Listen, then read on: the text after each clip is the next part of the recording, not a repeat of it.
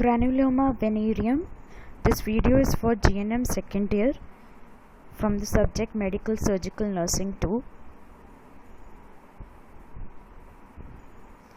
Granuloma inguinale is a bacterial disease caused by Klebsiella granulomatis, formerly known as Chelimobacterium granulomatis, characterized by genital ulcers.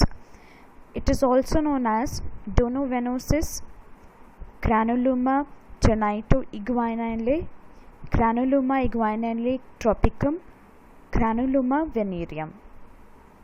तो granuloma वेनेरियम के बहुत सारे नाम हैं. Granuloma इग्वाइनले भी बोलते हैं इसको, डोनोवेनोसिस भी बोलते हैं, ग्रैनुलोमा इग्वाइनले ट्रॉपिकम भी बोलते हैं, बिकॉज ज़्यादातर ये ट्रॉपिकल रीजन्स में ही होता है. और ये डिज़ीज़ क्लेब्सिला ग्रैनुलोमैटिस से होती है. ये एक बैक्टीरियल डिजीज़ है जो क्लेब्सिला ग्रैनुलोमैटिस से होती है, और इसमें ज़्यादातर अल्सर्स हो जाते हैं जेनाइटल एरिया में या फिर एनल एरिया में अल्सर फॉर्मेशंस हो जाते हैं. And it is a sexually transmitted disease. This STI causes lesions in the anal and the genital regions. These lesions can reoccur even after the treatment. तो इसमें क्या होता है कि जो लीजन्स हो जाते हैं, जो अल्सर्स हो जाते हैं जेनाइटल और एनल रीजन में, वो कभी कभी ट्रीटमेंट के कुछ दिनों बाद फिर से वापस आ जाते हैं. Symptoms and stages.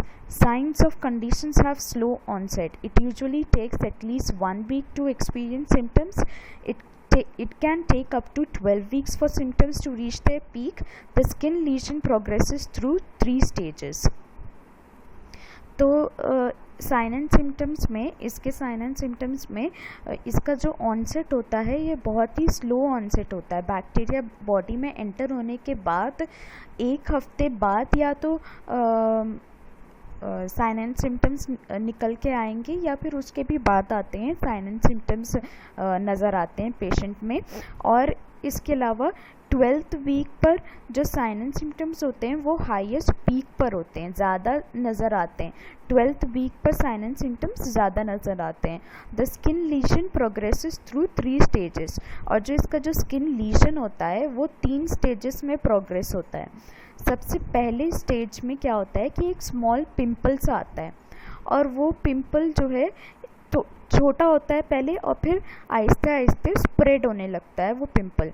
And it eats away the surrounding tissue. और जो हेल्दी टिश्यू होता है, सराउंडिंग हेल्दी टिश्यू होता है, वो उसको खाने लगता है. पहले छोटा सा होता है और फिर बाद में बड़ा हो जाता है. जो सराउंडिंग टिश्यूज़ होते हैं उसको खा खा के वो बड़ा हो जाता है.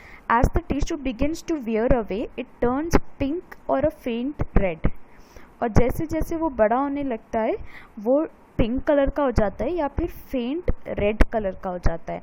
The bumps then turn into raised nodules with the velvety texture. और बड़ा होने के बाद जो बम्प होता है या जो पिंपल होता है वो वेलवेटी टेक्सचर का हो जाता है, वेलवेट टेक्सचर का हो जाता है. और this happens around the anus and the genitals. ये यूजुअली एनस और जेनाइटल्स के आसपास होता है. Although the bumps are painless, they can bleed if they are injured. वैसे तो ये जो बम्प्स होते हैं वो पेनलेस होते हैं, लेकिन कभी कभी अगर उसमें इंजरी हो जाए तो वो ब्लीड कर सकते हैं.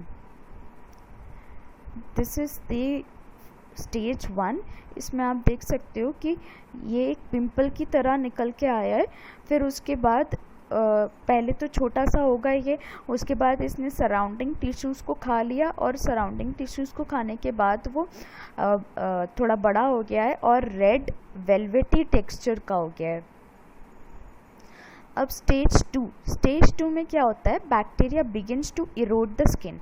अब बैक्टीरिया जो होता है वो स्किन की जो लेयर्स होती है, सुपरफिशियल लेयर, उसको खाने लगता है bacteria. Once this occurs, patient will develop shallow ulcers which will spread from the genitals and the anus to the thighs and the lower abdomen or the inguinal area. और एक बार जब bacteria skin के layer superficial layer को खाने लगता है तो patient के शैलो अल्सर्स होने लगेंगे। शैलो मतलब जो ज़्यादा डीप ना हो। अल्सर्स ऐसे अल्सर्स होंगे जो ज़्यादा डीप ना हो इस स्टेज में। स्टेज 2 में ज़्यादा डीप अल्सर्स नहीं होते। और ये अल्सर्स जो है स्प्रेड होने लगेंगे from the genitals to the anus, from the anus और जेनाइटल्स टू द थाइस। तो जेनाइटल और एनल रीजन से थाई पर स्प्रेड होने लगेंगे ये अल्सर, या फिर लोअर एब्डोमेन पे या इंग्वाइनल एरिया में ये अल्सर्स स्प्रेड होने लगेंगे। Patient will notice that the perimeters of the ulcers are lined with granulated tissues. तो ग्रैनुलेटेड टिश्यूज़ वो टिश्यूज़ होते हैं जो वुंड हीलिंग में हेल्प करते हैं। तो अल्सर की जो रिम होगा, रिम मतलब कि उसका जो एंड्स होंगे, अल्सर्स के जो एंड्स होंगे वहाँ पे ग्रैनुलेटेड टिश्यूज़ होंगे। अ फाउल स्मेल में अकम्पनी द अल्सर। तो अल्सर में फाउल स्मेल भी आएगी, बहुत गंदी सी स्मेल भी आती है अल्सर्स में। So this is the example you can see over here. Granuloma inguinale, beefy red penile granuloma. So this is a penile granuloma and granuloma inguinale vulva granuloma. तो ये जेनाइटल और एनल रीजन से thighs और abdomen में spread हो गए ulcers. फिर stage 3, when granuloma inguinale advances to third stage, the ulcer becomes deep and morph into scar tissues. तो जब थर्ड स्टेज में आ जाता है तो ये जो अल्सर्स होते हैं पहले शैलो थे, अब ये अल्सर्स बहुत ज़्यादा डीप हो जाते हैं and it morphs into the scar tissues. और फिर जब ये हील होने लगते हैं तो स्कार टिश्यूज़ फॉर्मेशन होने लगता है वहाँ पर।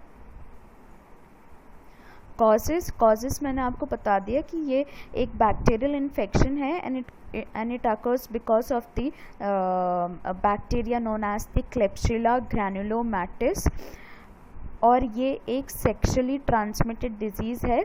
You can contract it by having vaginal or anal intercourse with an infected partner. In rare instances it can be contracted through oral sex. Risk factors: males are twice as likely to acquire granuloma inguinale as women.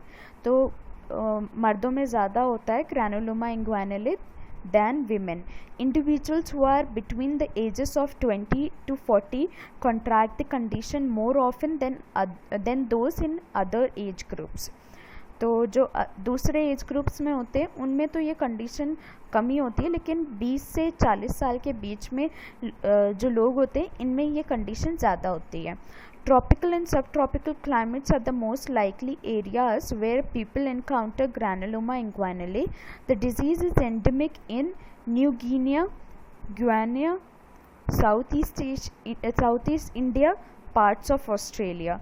तो यहाँ पर ये disease ज़्यादा होती है, tropical और सब tropical climates में ज़्यादा होती है ये डिज़ीज़।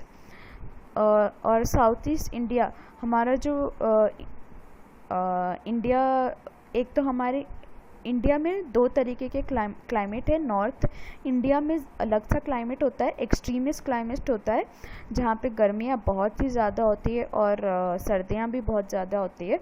लेकिन हमारे साउथ इंडिया में अलग क्लाइमेट होता है, तो वो हमारा ट्रॉपिकल रीजन होता है।